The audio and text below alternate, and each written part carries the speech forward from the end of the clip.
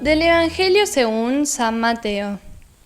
Los fariseos se reunieron entonces para sorprender a Jesús en algunas de sus afirmaciones, y le enviaron a varios discípulos con unos herodianos para decirle: Maestro, sabemos que eres sincero y que enseñas con toda fidelidad el camino de Dios, sin tener en cuenta la condición de las personas, porque tú no te fijas en la categoría de nadie.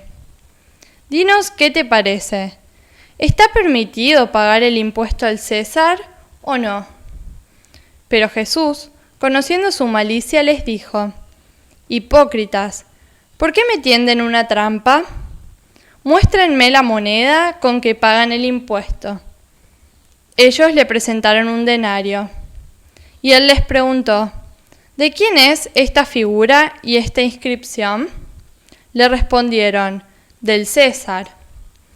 Jesús les dijo: den al César lo que es del César, y a Dios lo que es de Dios. Hola amigos y amigas. A Jesús lo seguía mucha gente. Por lo tanto, las autoridades pensaban que era necesario desacreditar a Jesús. El de hoy es el primero de una serie de ataques contra Jesús. Por eso le tienden trampas a Jesús.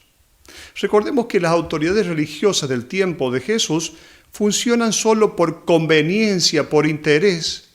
Y Jesús denuncia esto, por eso necesitan desacreditarlo. En el Evangelio de hoy vamos a encontrar esta expresión: den al César lo que es del César y den a Dios lo que es de Dios. Esta frase ha tenido diversas interpretaciones. La emplean a veces quienes detentan el poder. ¿Para qué? Para invitar a la jerarquía de la Iglesia a no meterse en asuntos políticos. Otras veces la misma jerarquía lo que hace es recordarle a los gobernantes que ellos tienen cierto derecho propio para defender y proclamar los valores que surgen del Evangelio. Para entender esta frase hay que colocarla en el diálogo en el cual se ha originado, es el contexto propio. Llegan a Jesús llamándolo maestro.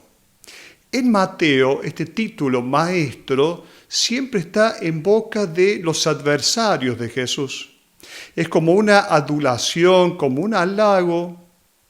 Van a decirle maestro y todo lo que sigue después es verdad, son adulaciones, son halagos, para luego poder tenderle una trampa. Cuidado con las adulaciones y con los aduladores. Alguien dijo alguna vez: prefiero caer entre los buitres que entre las garras de los aduladores, porque los buitres solo acaban con los difuntos, en cambio los aduladores devoran a los vivos. ¿Quiénes son los que van a Jesús? ¿Quiénes son los interlocutores de Jesús en este Evangelio? Los fariseos y los herodianos. Son dos grupos, pero que en este momento se van a unir. Hay una extraña alianza entre fariseos y herodianos. Los fariseos pensaban que era una impiedad apoyar la ocupación romana, y los herodianos, por otra parte, eran sostenedores de Herodes Agripa. En este caso los encontramos aliados contra Jesús porque éste molesta a ambos bandos. Jesús es leal y rechaza toda forma de hipocresía. ¿Qué le dicen a Jesús? Dinos qué te parece. ¿Está permitido pagar el impuesto al César o no? Ahora, ¿de qué impuesto se trata aquí? ¿Acerca de qué impuesto le preguntan a Jesús? El emperador de Roma exigía de todo súbdito suyo que hubiese cumplido los 14 años si era varón, 12 años si era mujer, y hasta cumplido los 65 años exigía una contribución de un denario anual. Ponen a Jesús en un aprieto. Si dice que no hay que pagar el impuesto, se pone en contra de las autoridades. Si dice que sí hay que pagar el impuesto, se pone en contra de la gente. Muchas veces había sucedido de muchos que se habían rebelado contra estos impuestos.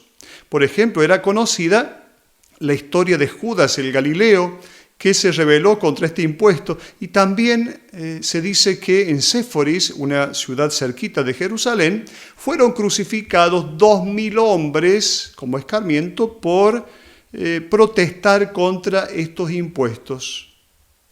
Siempre las tasas suelen ser difíciles de aceptar. Se suelen pagar siempre con mala gana. Pero en Palestina el tributo además era odioso porque había un motivo añadido que era un motivo de orden religioso.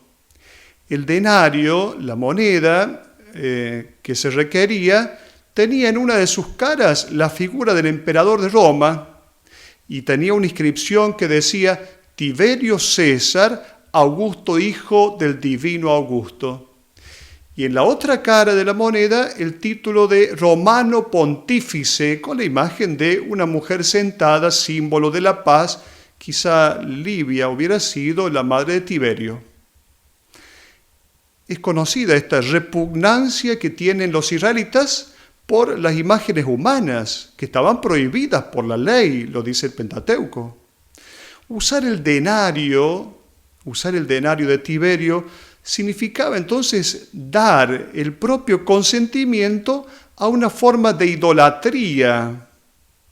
Era ciertamente para ellos considerada una forma de idolatría. Encima, estos interlocutores de Jesús tienen el denario, no en el bolsillo porque no tenían bolsillo, pero sí en una bolsita que tenían guardada dentro en la explanada del templo, ahí justamente en ese lugar.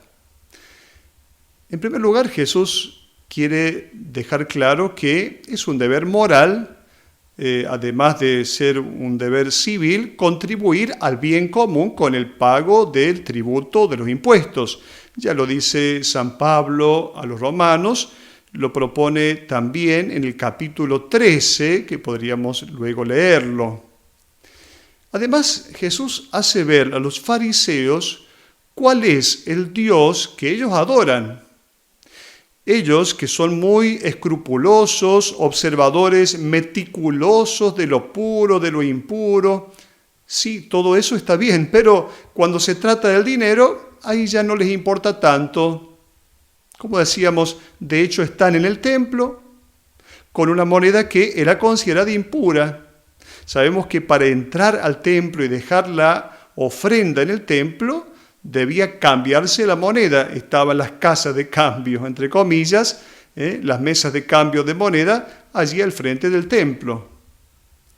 Cuando Jesús dice a Dios lo que es de Dios, el verbo es dar a Dios lo que es de Dios. El verbo griego, bien traducido, sería restituir al César lo que es del César y restituir a Dios lo que es de Dios. Al César lo que es del César, ya está. Ahora, restituir a Dios lo que es de Dios. Esta expresión tiene, podríamos decir, dos interpretaciones. En primer lugar, Jesús les hace ver a los fariseos que deben restituir la imagen de Dios que ellos han usurpado. Ellos se han apoderado de la viña del Señor por interés, hemos visto domingos pasados. Ellos han opacado el amor de Dios por su pueblo, imponiendo leyes y tradiciones. Por lo tanto, deben restituir a Dios lo que es de Dios. Y luego, una segunda interpretación totalmente válida. Si la moneda debe ser restituida al César porque está impresa la imagen de su dueño, entonces el hombre debe ser restituido a Dios, el hombre. El libro del Génesis, en el capítulo 1, dice, hagamos al hombre a nuestra imagen y semejanza, y a imagen de Dios lo creó. El hombre es la única criatura en quien está impreso el rostro de Dios. Es sagrada, nadie puede apropiarse de esta imagen. Quien la hace suya, la esclaviza, la explota, la oprime, la atropella, la usa como objeto, debe restituirla inmediatamente a su Señor, a Dios. En el denario está impresa la imagen del César. En el corazón del hombre está impresa la imagen de Dios. En estos días, la Iglesia alemana abre la causa de beatificación del joven Willy Graf, un mártir de la resistencia al régimen nazi. Cada atropello a la dignidad humana es un atropello a Dios. Cada vez que se trabaja por la dignidad del hombre, se restituye a Dios lo que es de Dios. Hasta la próxima.